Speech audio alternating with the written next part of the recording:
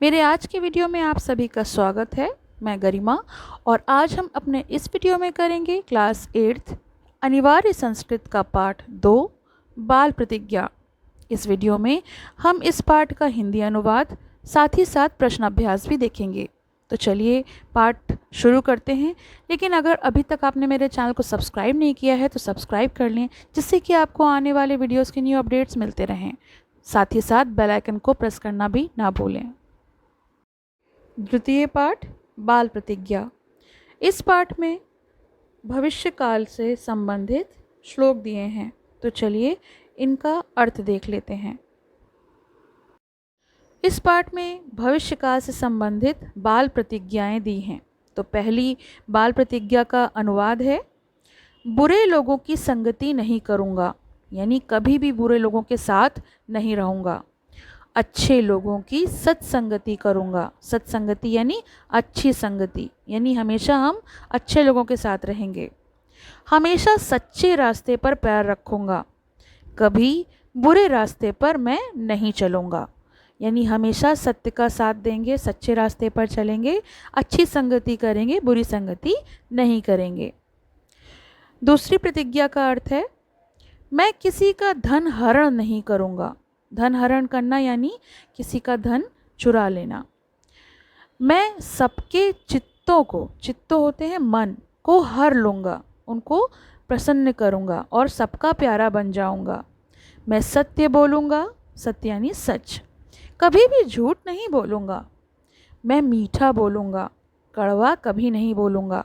मीठा बोलूँगा यानी मधुर बोली बोलूँगा, कभी भी कड़ू वचन या कठोर शब्द या किसी को अप्रिय शब्द नहीं बोलूँगा।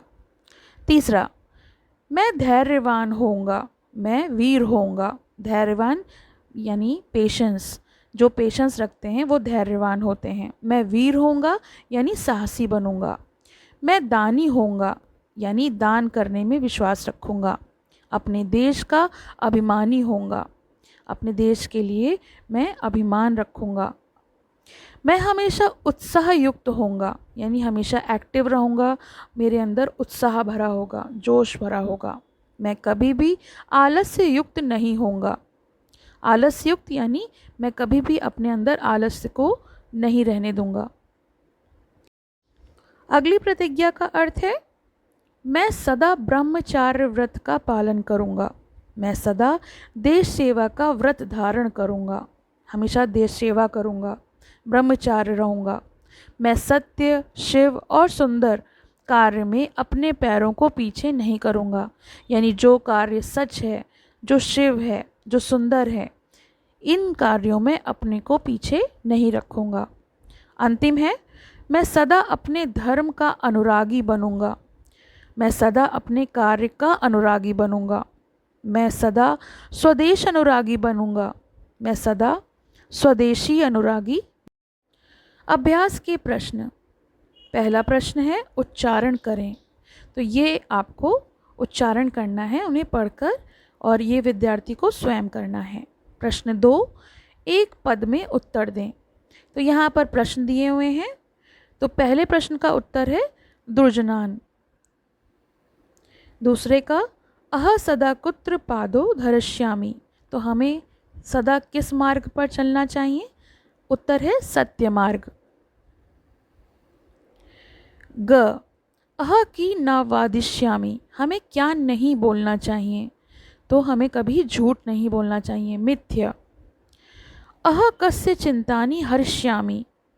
तो इसका उत्तर है सर्वस्य। ड़, अह की वृद्धिष्यामि। तो हमेशा क्या बोलना चाहिए? हमेशा सत्य बोलना चाहिए, यानी सत्य के मार्ग पे।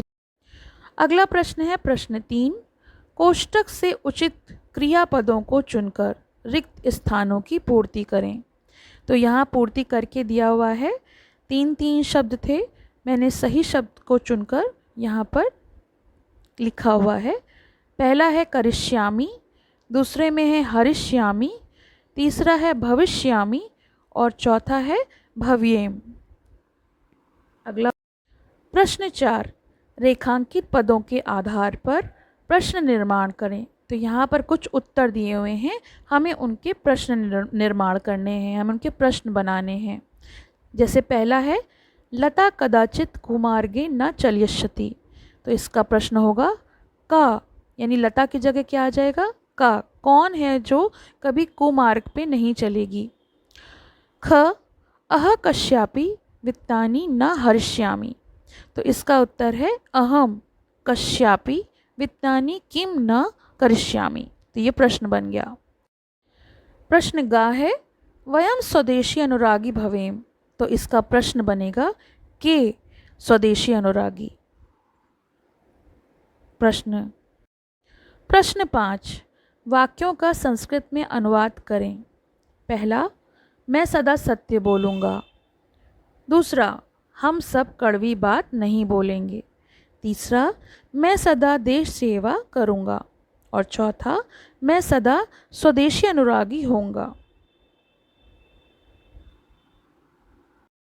आपकी पाठ्य पुस्तक में प्रश्न 6, नीचे दिए गए चक्र को ध्यान से देखें। तो एक चक्र दिया हुआ है, उसमें बीच के गोले में कुछ क्रियापद दिए गए हैं। उचित क्रियापदों को लेकर उसमें ऊपर दिए गए अधूरे वाक्यों को पूर्ण करना है। तो यहाँ पर जैसे उत्तर सहित दिए हैं, तो आप यहाँ पर देख सकते हैं। पसंद आया हो तो लाइक करें, शेयर करें और चैनल को सब्सक्राइब करें।